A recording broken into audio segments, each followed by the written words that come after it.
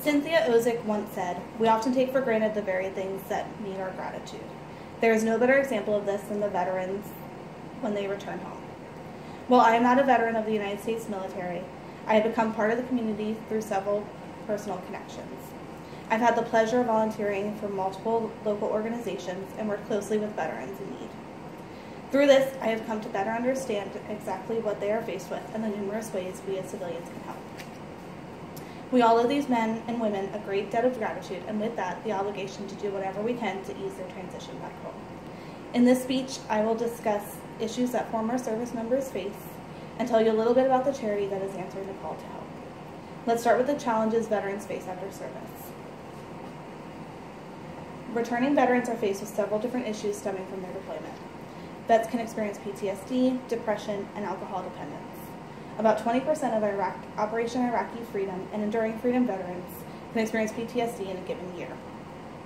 These factors include what you do in war, the politics around the war, where the war is fought, and the type of enemy you face.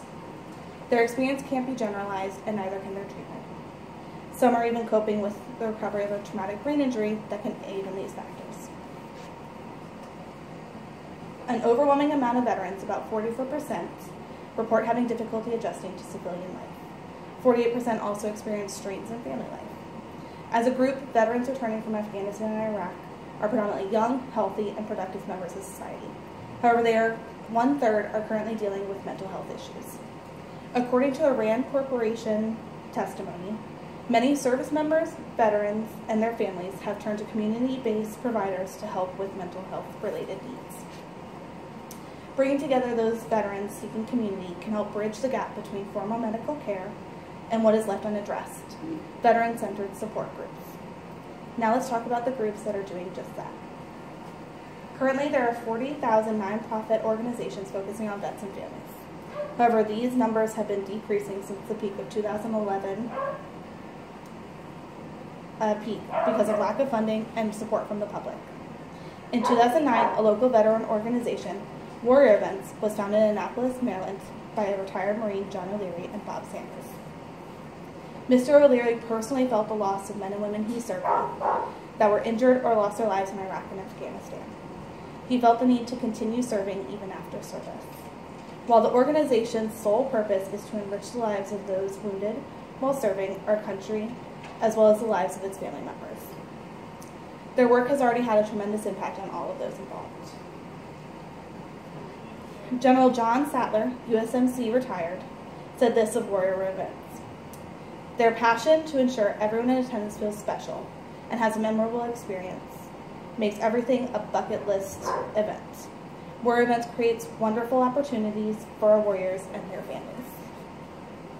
They provide outreach to the community in need and several events throughout the year that brings veterans together along with their caregivers. This builds a group that can understand each other, support each other, and improve with each other. The events include sporting events, spa days, date nights, and much more.